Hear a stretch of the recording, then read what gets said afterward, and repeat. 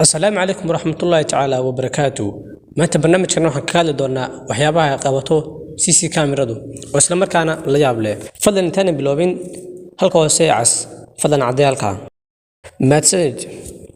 حتى قبلونو فيديو كوبات صد أركسان هلقا وحسو يستاق قاعد مدول وحانا كسو دقانين توقع وحسكو دينا قاعد قال عارو لكن أساتي قبل داياركتي لكذا نوقع بحث بابوركي سي قاعد قدو بدبتستو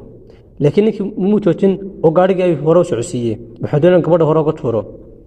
laakiin waxa noqotaba ninka gaarigu ka soo degay oo gaariga madooba dib ugu noqday waana ka carran meesha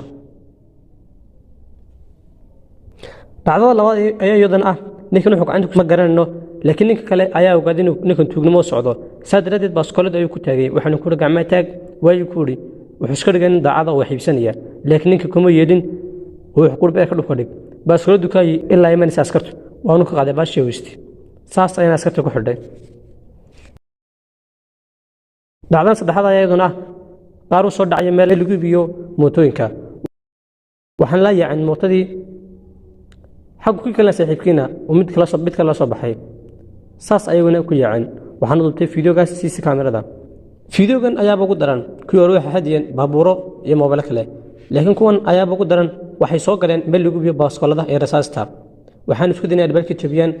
waana jabiyeen markay gudaha galeen waxay soo qorteen baaskooladii iyo rasaastii waxna kuma reebin meeshii waana soo urursan wax la leeyahay meeshii yaalay saas ayna ku yaacaan sabab arkasaanba wuxuu duubinayaa qolyar qolka waxa ku jira baasana kala soo baxo lacagta gebigeeda intuu meeshii galay qasnadii lacagta laga soo baxayay saas ayna ku tagay sabab arkasaanba markan waxaan soo galay nid baaskoolad sitaa waxaanu soo galay meel lagu cabo khamriga laakiin ninka waa ninkaysiin ku yiri manu jixin ninkana kama baqin oo wuxuu iska watay cabitaankiisii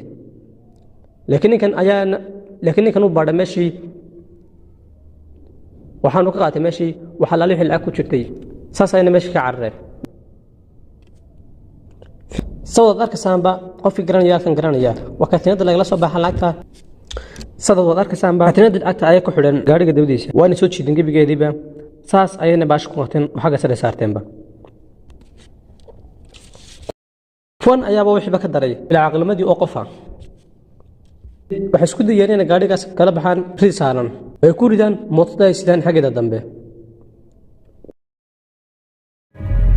si aad u hesho muuqaalo badan hadda subscribe dhe oo ka mid noqo kumanaanka qof ee ku xiran channelkayga Xamza Jooqane nagu soo bir caalamkan cusub adoo ka faa'iido doona xogooyin iyo dhacdooyin la yaab leh